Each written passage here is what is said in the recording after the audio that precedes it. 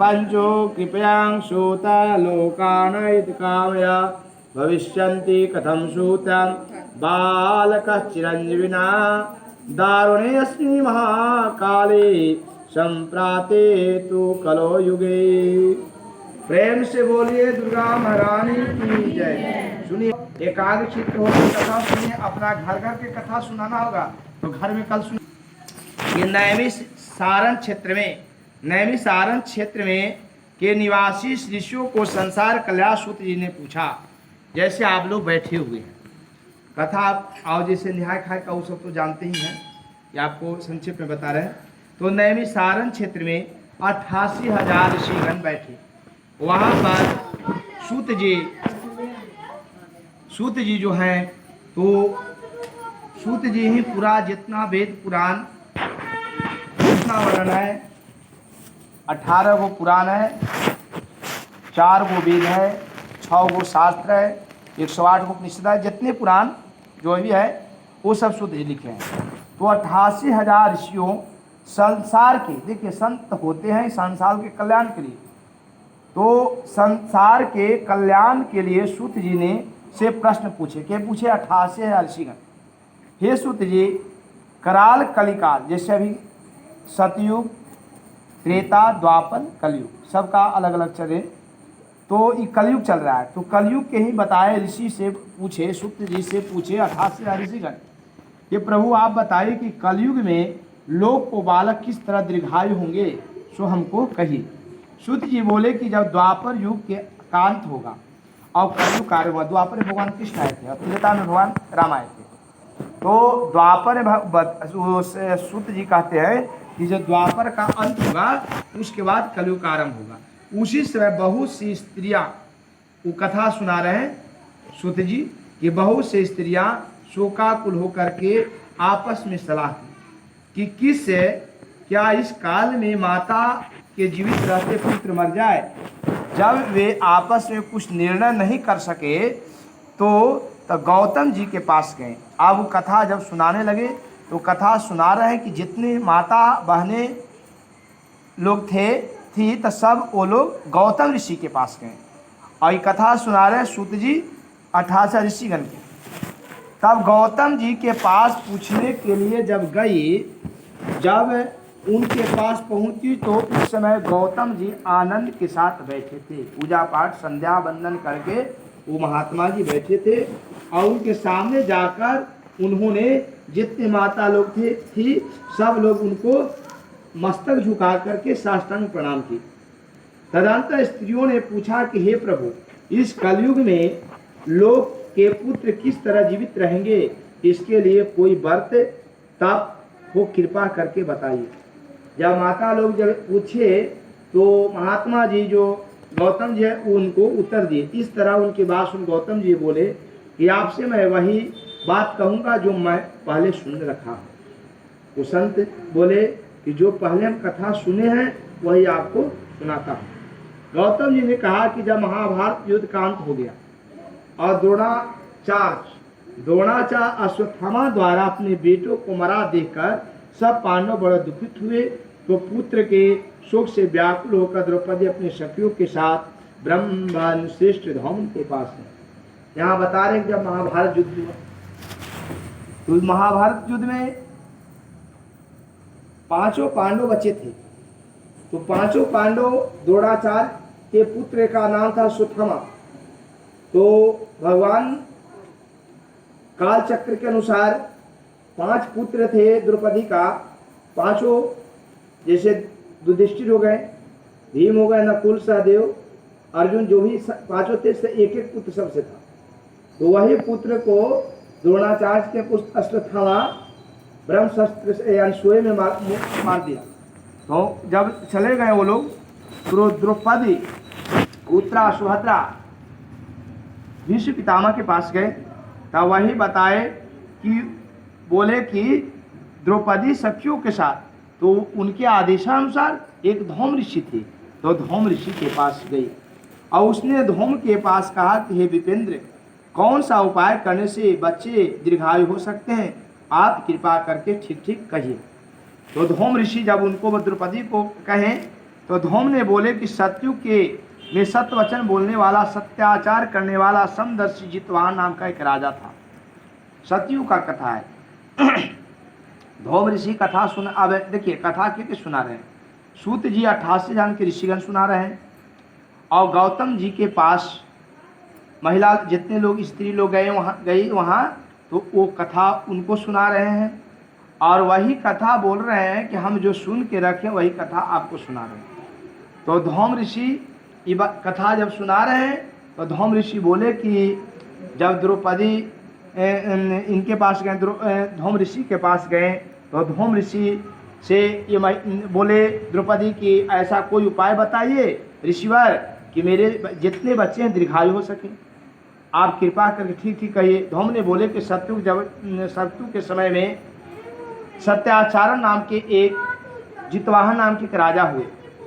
एक बार वह अपनी स्त्री के साथ अपने ससुराल गए और जब वहाँ ससुराल गए तो कुछ दिन वहाँ ससुराल में रहे। तो एक दिन की बात है कि अर्धरात्रि के समय शोकाकुल कोई स्त्री रोने लगी और वह अपने बेटे के दर्शन से निराश हो चुकी थी। उसका पुत्र संसार छोड़ के चला गया था। वह रोती हुई कहती थी कि हाय, मुझ बूढ़ी माता के सामने मेरा बेटा चला गया। उसका रुदन सुन करके राजा जितवाहन का तो मानो हृदय विदीर्ण हो। वो राजा ससुराल में थे अपने धर्मपत्नी के साथ, रानी के साथ। जब माता की आवाज़, कोई बूढ़ी माता की आवाज़ जब सुने कि मेरे रहते हुए मेरा बेटा चला गया संसार छोड़ के, तो राजा जब रोने की आवाज़ जब सुने तो इनको हृदय विदीर्ण हो गया। इनको अंदर से लगा कि हम भी रोने लगे। उसी समय राजा तत्काल उस स्त्री के पास गए जहाँ पर स्त्री रो रही, रुदन कर रही थी। जब गए और उनसे जाकर के पूछा कि तुम्हारा बेटा को कैसे मारा। बूढ़ी माँ ने कहा, गरुड़ प्रतिदिन आकर गांव के लड़कों को खा जाता है। इस पर उसका दयालु राजा ने कहा, माता अब तुम रो मत और आनंद से बैठो, मैं तुम्हें बच्चे को बचने का उपाय करता हूँ। जब वो स्त्री के पास राजा जितवाहन राजा गए तो बताए कि गरुड़ आते हैं और जितने गांव के बच्चे हैं एक एक करके प्रतिदिन एक करके खा जाते हैं। राजा सुने, बोले कि माता आप रोइए नहीं, इसका उपाय हम करते हैं। ऐसा कह के राजा उस स्थान पर गया जहाँ गरुड़ आकर प्रतिदिन मांस भक्षण करता था। उस समय जैसे गरुड़ के पास राजा जितवाहन राजा गए तो जैसे ही गए तो भूख जैसे लगा हुआ गरुड़ को टूट गए और मांस राजा को भक्षण करने लगे। जब अच्छे तेजस्वी गरुड़ ने राजा का बायां अंग खा लिया तो झटपट राजा ने दाहिना अंग दे दिए। अब बताइए कोई ऐसा हो सकता है? आज कलयुग में तो ऐसा कोई नहीं होगा कि कोई वो महात्मा गांधी के ना मोहनदास करमचंद जो ये गाल में मार दिया था तो बोला इधरो गाल छान दिए थे, तो पढ़े गांधी जी का ना। तो आजकल तो नहीं, एक साइड की अगर एक उंगली कटेगा तो बोला ये उंगली काटो, तो इससे तो नहीं चलेगा। लेकिन राजा कथा, ये कथा जो सुन रहे हैं ना तो याद रखिए, कोई भी कथा त्याग और बलिदान जो दिया उसी का कथा आप सुन रहे हैं। अगर राजा ही नहीं करते तो आप ये कथा सुनते ही नहीं। तो जैसे ही गरुड़ झटपट यानी जब वो दूसरा यानी दाहिना अंग फेंक दिए तो यह देखकर गरुड़ कहा कि तुम कौन हो? देवता हो, दानव हो, मानव हो, कौन हो? तुम तो मनुष्य जान पड़ते हो। अच्छा अपना जन्म और कुल बताओ। पीड़ा से व्याकुल मन वाले राजा ने कहा, हे पक्षीराज, इस तरह प्रश्न करना व्यर्थ है, तुम अपनी इच्छा भर मांस को खाओ। राजा से जब गरुड़ पूछे कि आप कौन है, देवता है, मानव है, दानव है, कौन है, आप बताइए। बोले कि ये सब किनके पुत्र हैं, आपके माता पिता का क्या नाम है? बोले कि ये सब छोड़िए, बात पूछना बाद में, आप पहले अपना क्षुधा को शांत कीजिए, पहले मांस खा लीजिए। यह सुनकर गरुड़ रुक गए और बड़े आदर से राजा को जन्म कुल की बात पूछी। राजा ने कहा, मेरी माता का नाम शैव्या, मेरी माता का नाम शैव्या, पिता का नाम शालिवाहन है। सूर्यवंश से मेरा जन्म हुआ है और जितवाहन मेरा नाम है। और राजा दयालुता को देखकर गरुड़ ने कहा, देखिए सूर्यवंश जो दिन में जन्म लेते हैं उनका नाम है सूर्यवंश, और जो रात में जन्म लेते हैं उनका नाम है चंद्रवंश। तो भगवान रामचंद्र जी आए थे तो सूर्यवंश में आए थे, और भगवान कृष्ण आए थे चंद्रवंश में। तो ये राजा आए हैं सूर्यवंश में। तो जैसे ही बोले कि मेरा माँ का नाम है शव्या, पिता का नाम शालिवाहन, सूर्यवंश मेरा जन्म हुआ है, जितवाहन मेरा नाम है। और राजा का दलता देख गरुड़ ने कहा, हे महाभाग, तुम्हारे मन में अभिलाषा हो वर मांगो। गरुड़ महाराज प्रसन्न हो गए, बोले कि तू हमसे कुछ वर मांगो, हम वर देंगे। यदि आप, तो राजा बोले कि अगर मेरे ऊपर अगर प्रसन्न है तो वही वर दीजिए कि अब तक जितने प्राणियों को, जितने बच्चे को आप भक्षण किए हैं सभी लोग जीवित हो जाए। प्रेम से बोले गरुड़ महाराज की जय, भगवान विष्णु की। तो बोले कि सभी लोग जीवित हो जाए, जितने यानी कि गांव के लोग जितने बच्चे को भक्षण किए हैं सब लोग जीवित हो जाए।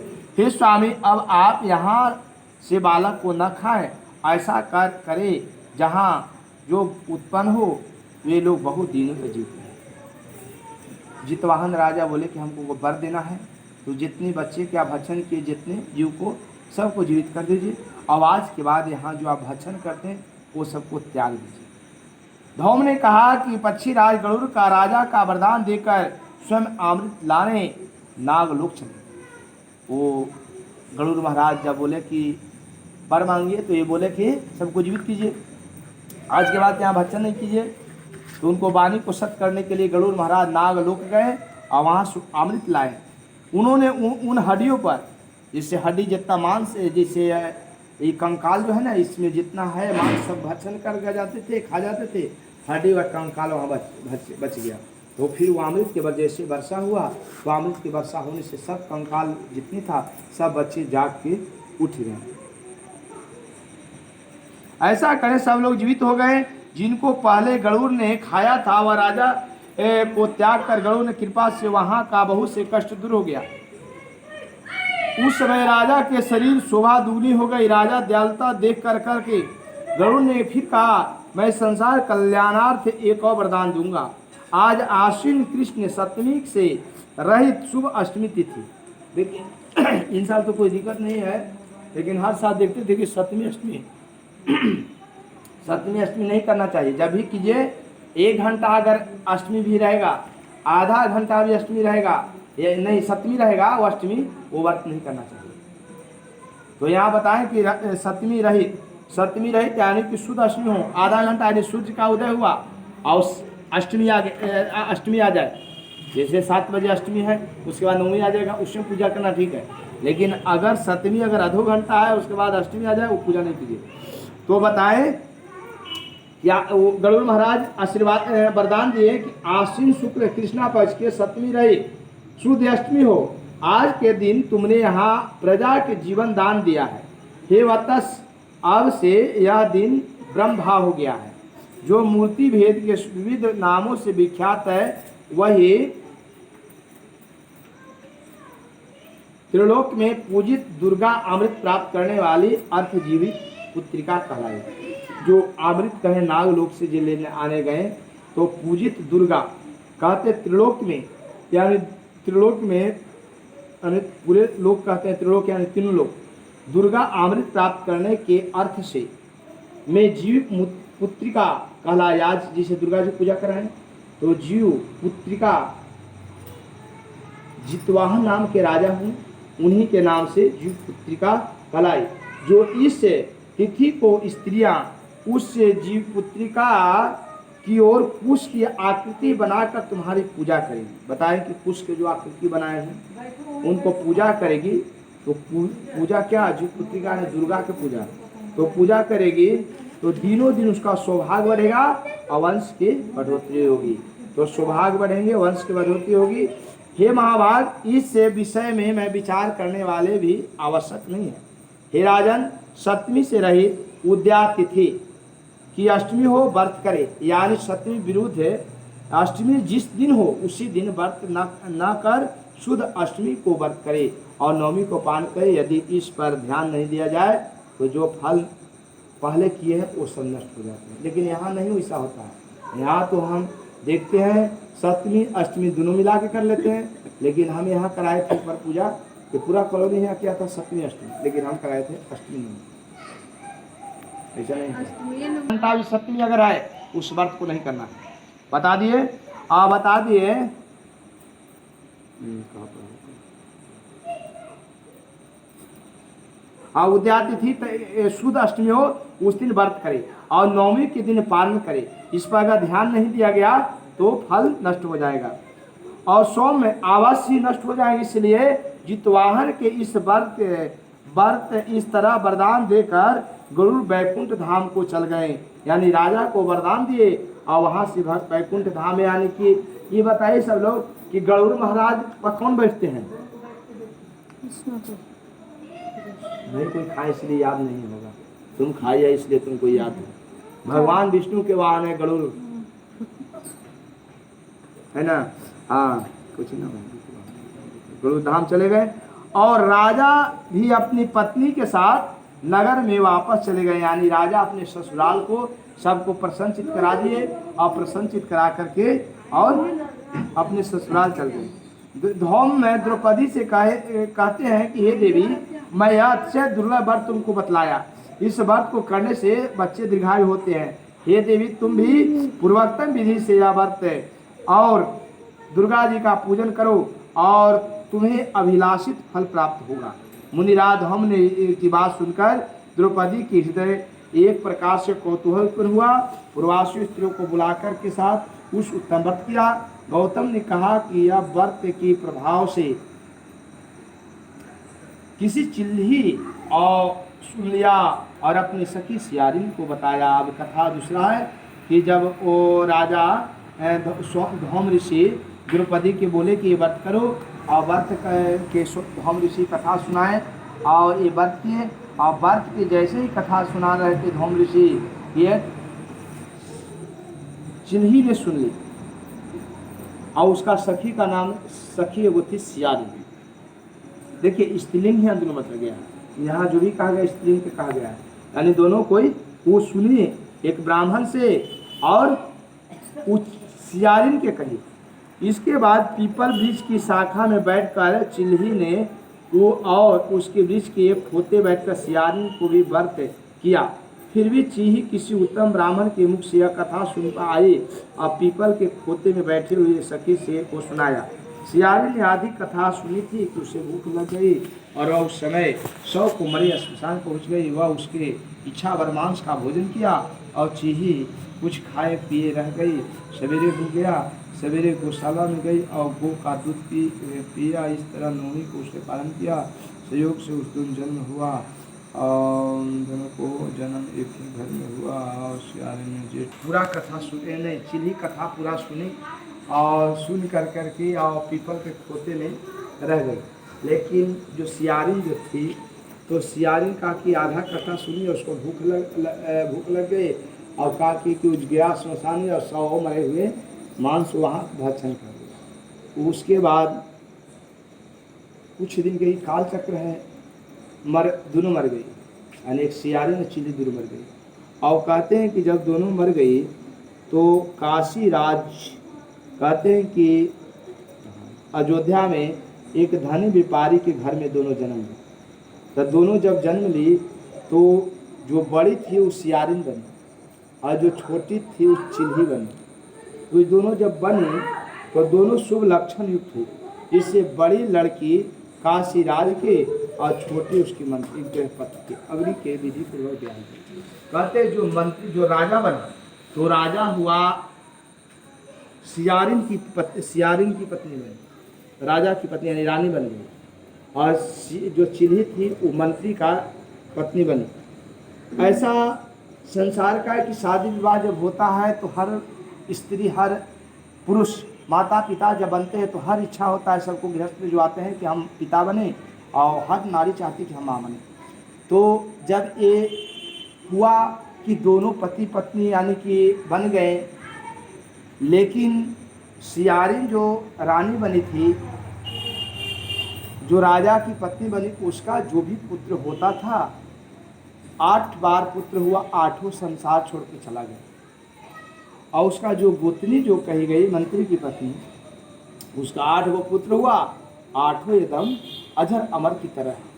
तो ये भी बात है, घर हो या बाहर हो, अगर मेरा अगर अच्छा से नहीं चल रहा है तो दूसरा के चलता है तो अंदर में ईर्ष्या क्रोध होता है कि मेरे साथ भगवान ऐसा क्यों करते हैं, हम कौन सा अपराध किया, कौन सा पाप किए, वो पाप कर रहा है, वो आगे बढ़ रहा है, हम पूरी तरह नीचे गिर रहे हैं। उस सियारी के मन में द्वेष हुआ, रानी हो गई, द्वेष हुआ। राजा से बोला कि अगर हमको खुश देखना तुम चाहते हो तो जिस तरह मेरा बेटा चला गया संसार, उसी तरह इसका भी बेटा को भेज दो संसार, तब हम तुम्हारी पत्नी साथ निभाएंगे, नहीं तो नहीं। तो राजा का आदेश था। क्या किया कि वो राजा अपना सिपाही के बोला कि इसको ले जाओ ये सबको और जा करके सबके मार दो। सही में उसी किया कि जा करके स्त्री के कहे अनुसार, रानी के कहे अनुसार राजा के अपने दो सिपाही को भेजे और वो सबके 8 पुत्र को मरवा दिए। और मरवा करके और क्या किए कि एक बक्सा में, पेटारी जो कहा गया है, बक्सा में बंद करवा करके और मंत्री के पास भिजवा दिए। तो जैसे ही भिजवाए तो क्या देखते हैं कि उसमें सोना चांदी जवाहरात हीरा बन गया और 8 पुत्र चंगे खड़े हैं। फिर लास्ट में वो हार गए। हार के अपने गोतनी, छोटी गोतनी, बताओ बहन कौन से अपराध का फल है, तुम्हारे बच्चे को हम मार दिए फिर भी तुम्हारे बच्चे चंगे हो गए और मेरा जितने बच्चे सब चल गए, कौन सा तुम पुण्य कर्म की थी और हम कौन सा पाप कर्म की थी। तो वही चिल्ही बताए कि देखो बहन, अगर पूर्व जन्म में हम लोग, पहले का जन्म हम चिल थे और तुम सियारिन थे। तुमने क्या कि आधा कथा सुनी थी, व्रत पूरा नहीं की और तुम जाकर मांस भक्षण कर ली। इसी कारण से तुम्हारे जितने पुत्र होते हैं सब संसार छोड़ के चल जाते हैं और हम जो व्रत पूर्ण किए थे मेरे संसार में सही पुत्र हैं, मरवाने के बाद ही बच जा रहे हैं। तुम भी ऐसा करो।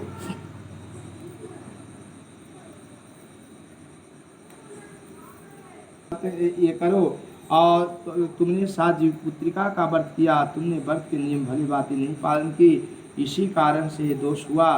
तुमने तुम्हारे बेटे भी नहीं जीते, ओ राजा रानी, अब तुम भी इस जीव का व्रत करो, तुम्हारे पुत्र दीर्घायु होंगे। वो जब वो गृह मंत्री की पत्नी जब बताई तो मैं तुमसे सच सच कहूँगी, यानी कि बोली कि व्रत करो, व्रत करने से तुम्हारे संतान चिरंजीवी होंगे। तभी उनकी कई बेटी सुंदर, यानी कि वो रानी थी।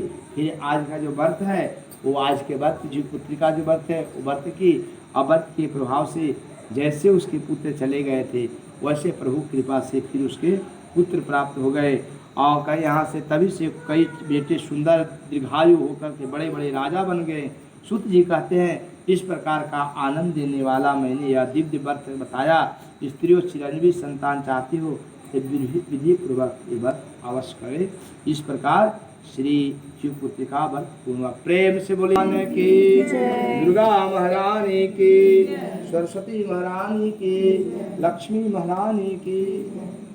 गौरी तुम को निस दिन ध्यावत, तुम को निस दिन ध्यावत, हरि ब्रह्मा शिव जी जय अम्बे गौरी, मैया जय श्यामा गौरी, मांग सिंदूर विराज, टीको मृग मद को, मैया टीको मृग मद को, उज्ज्वल से दो नैना, उज्ज्वल से दो नैना, चंद्र वदनी को, जय अम्बे गौरी, मैया जय श्यामा गौरी, कनक समान कलेव रक्तांबर राजे, मैया रक्तांबर राजे, रक्त पुष्प गलमाला, रक्त पुष्प गलमाला, कंठन पर साधे, जय अम्बे गौरी, मैया जय श्यामा गौरी, हे हरि वाहन राजत, खड़ग कपड़ धारी, मैया शूर नर मुनि जन सेवत, शूर नर मुनि जन सेवत तिनके दुख हारी। जय अम्बे गौरी मैया जय श्यामा गौरी। कानन कुंडल शोभित नासाग्रे मोती मैया का कोटिक चंद्र दिवाकर कोटिक चंद्र दिवाकर श्याम जत ज्योति। जय सोमनि सोम विदारे महिषासुर गाते मैया महिषासुर गाते। दूर्म विलोचन नैना दूर्म विलोचन नैना निस दिन मदमाती। जय अम्बे गौरी मैया जय श्यामा गौरी। चंड मोहन संहारे सोनित बीज हरे मैया मधु कैटव दो मारे मधु कैटव दो मारे सूर्य भय न करे। जय अम्बे गौरी मैया जय श्यामा गौरी।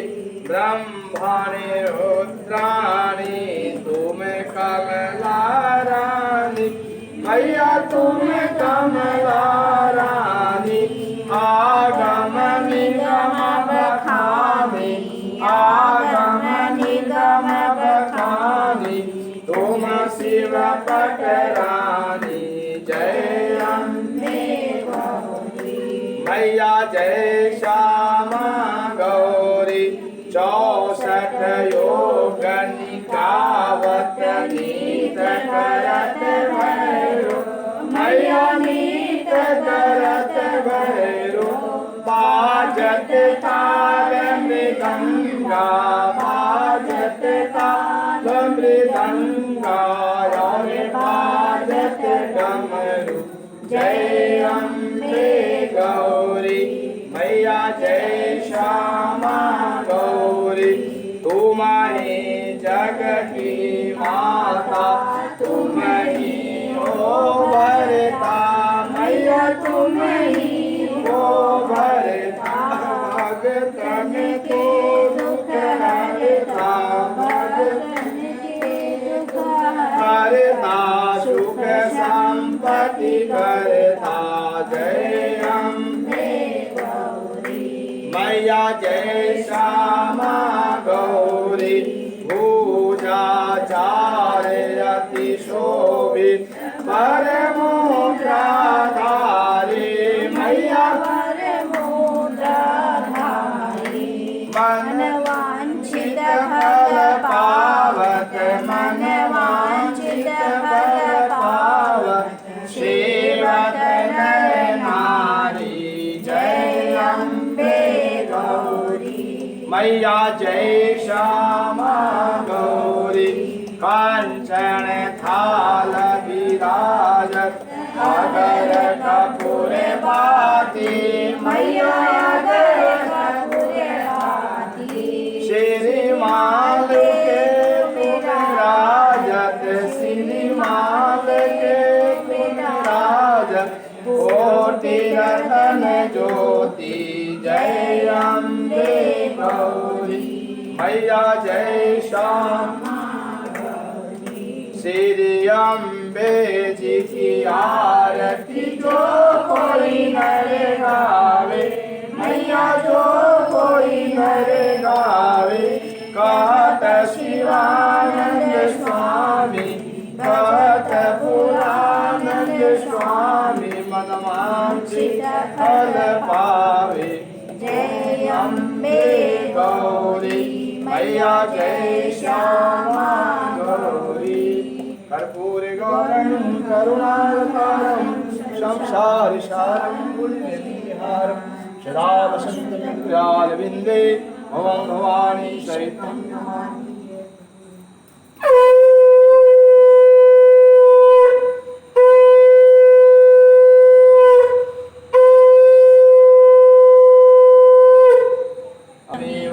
तमेव पिता द्रविणं तमेव तमेव शरणं तमेव देव। प्रेम से बोलिए विष्णु भगवान की, राम परिवार का की, गो माता की, नगर बस्ती की, विश्व का जन्मजातान् विशन्तु प्रदक्षिणे पदे पदे यानि कानि च पापानि जन्मान्तरितानि तानि सर्वाणि नश्यन्ति प्रदक्षिणे पदे पदे।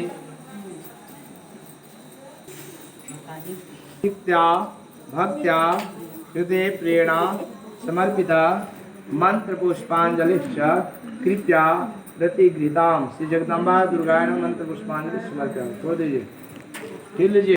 या देवी सर्वभूतेषु मातृरूपेण संस्थिता नमस्तस्यै नमस्तस्यै नमस्तस्यै नमो नमः। या देवी सर्वभूतेषु शक्तिरूपेण संस्थिता नमस्तस्यै नमस्तस्यै नमस्तस्यै नमो नमः। श्री जगदम्बाय दुर्गाय नमः। नमस्कार समर्पयामि। प्रणाम छोड़िए। मंत्रहीनम क्रियाहीनम भक्तिहीनम सुरेश्वरी यत्नपूजिता मया देवी परिपूर्णम तदुष्मे यच्छरं पदभ्रष्टं मंत्रहीनम जद भवेत् तस् सर्वे समस्तां देव प्रसीदन्तु परमेश्वरी। श्री जगदम्बाय दुर्गाय नमः। क्षमा याचना समर्पयामि। प्रणाम करके छोड़ दीजिए। आगे की विदुला दीजिए और जल छोड़ करके सिर में अपना लगा लीजिए। पूजन संपन्न हो गया।